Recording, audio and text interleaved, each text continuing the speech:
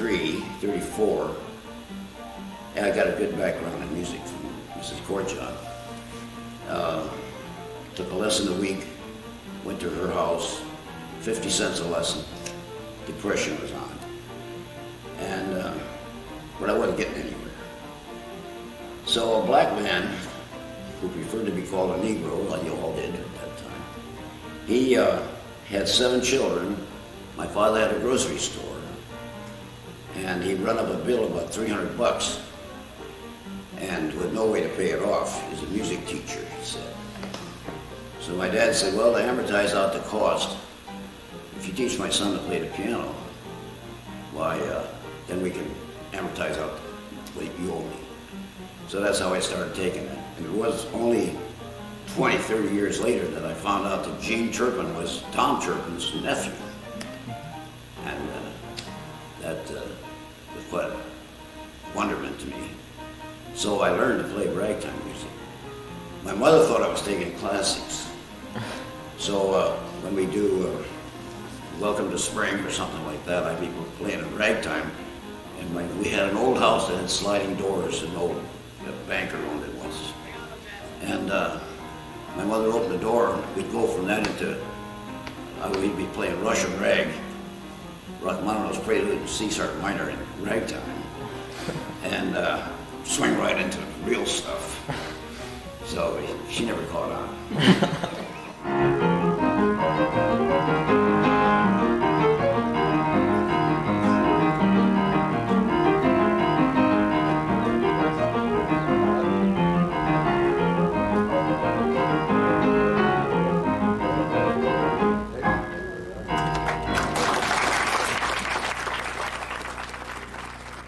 Any of his concerts were just like a musical history lesson, because you would always walk away from there learning something about the region where you lived that you hadn't known ahead of time. Bob would play and play and play. Finally, somebody would come up on the stand and say, Bob, you're taking a break now, come on, and just drag him off the stand because he loved it so. He just wanted to do it. It would get to the point where in the Glass Hat, the last few nights there, they would run out of ice and stuff like that, and all the other saloons had nobody in them up and down Main Streets. They just close up, and Dick Mills is going up and down. Dick Mills, the manager, is going up and down the alley with a bucket, getting all of their ice cubes because nobody else, you don't need them, you don't have any customers. Vaudeville was really one of the great assets that Ragtime benefited. This little tune's entitled, I Used to Call Her Baby, But Now, considered very risque in 1909, written by Clarence Cole.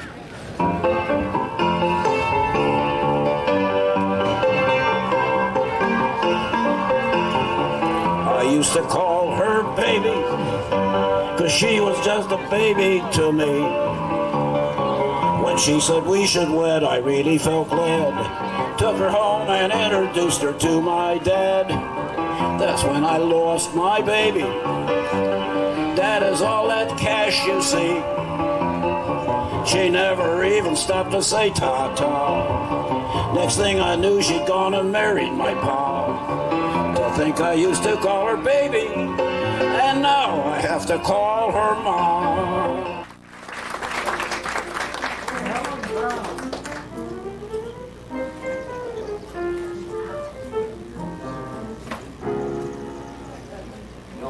There's any number of... Helen Brown. Say again? Helen Brown. You look like Helen Brown? Yeah. Or horsey, keep your tail up.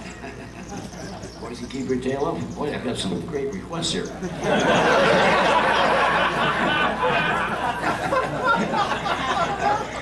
You know, we take requests, but we don't play them.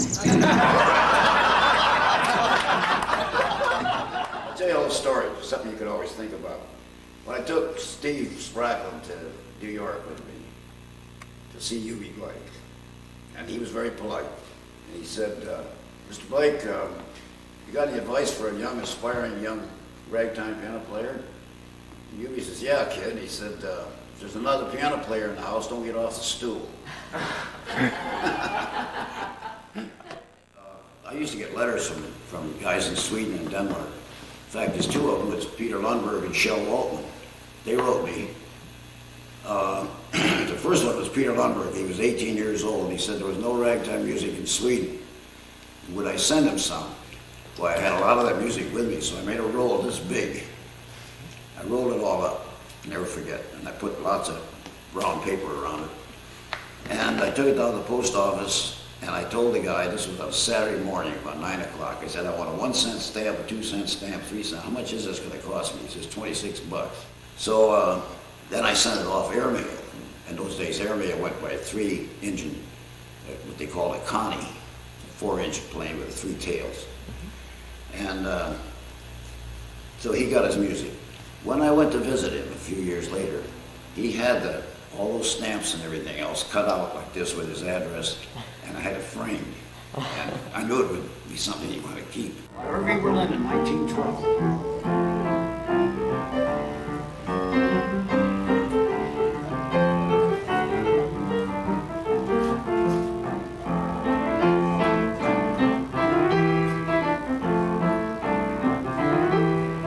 I was born in Michigan, and I wish and wish again that I was back at the place that I call home. There's a farm in Michigan, and I'd love to fish again in the river that flows beside the fields of waving corn. Lonesome, so am I. There's the reason I wanna go back. I wanna go back. I wanna go back to the farm, far away from harm, with the milk pail on my arm. I miss the rooster, the one that used to wake me up at 4 a.m. And I think your great big city's awfully pretty. And nevertheless, I want to be there. I want to see there a certain somewhat full of charm. That's why I wish again that I was in Michigan down on the farm.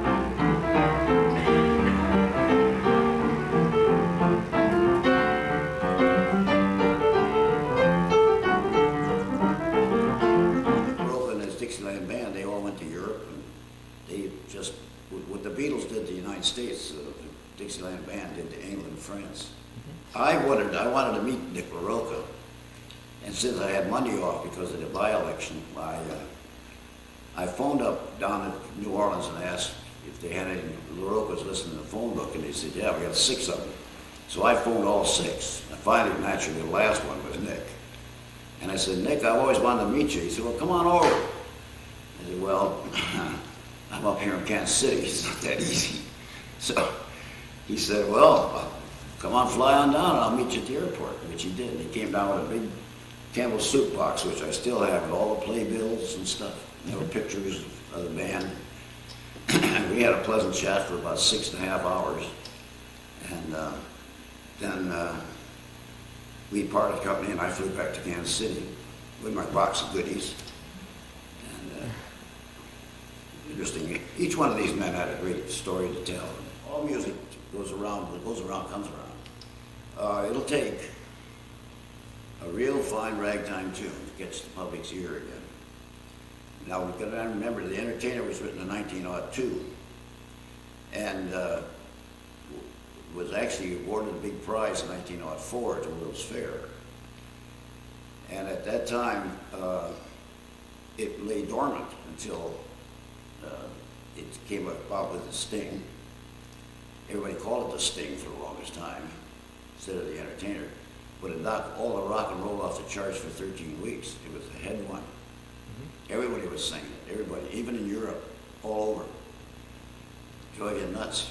Wouldn't walk into a place where you didn't want to hear it 10 times a night. Got so sick of that. Yet it was one of my first tunes I learned in 1934.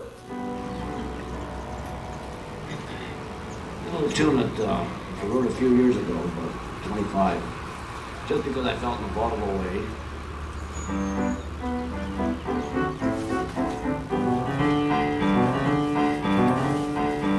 Well, the harvesting was over, the alfalfa and the clover, and the timothy was curing in a mound. And I cleaned the barn and spread it, then I got some lime on credit, plowed it and I put away the plow.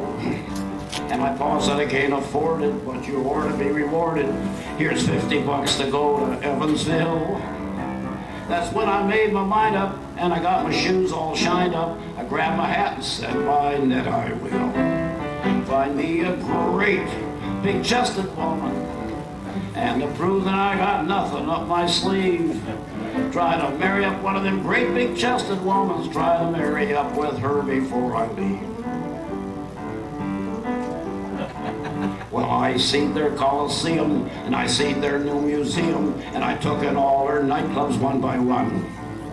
Even had some mashed potatoes, went to 3 or 4 theaters. I rode some escalators just for fun. Then I went to see the Flickers, and I drank some fancy liquors at a barbecue, had a pretzel and a beer. But I nearly tripped the wicket when I went to pay the ticket, and I got a look at that there young cashier. She was a great big-chested woman.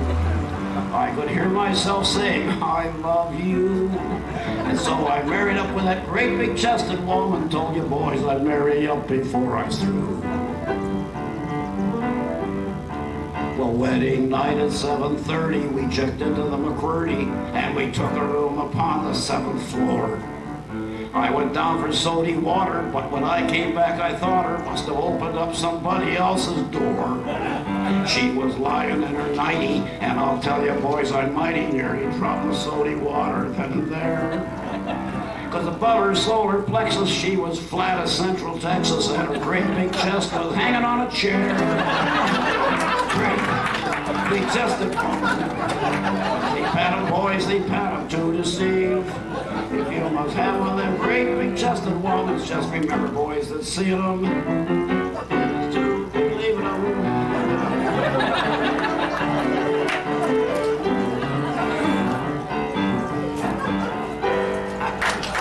Bob was the P.T. Barnum of Ragtime. He was a wonderful, wonderful showman, and he was a wealth of information. He just had such a dynamic personality. He played in a happy way. He played happy music, and you couldn't go away from there with a frown on your face. The circus was nothing to when Bob came to town.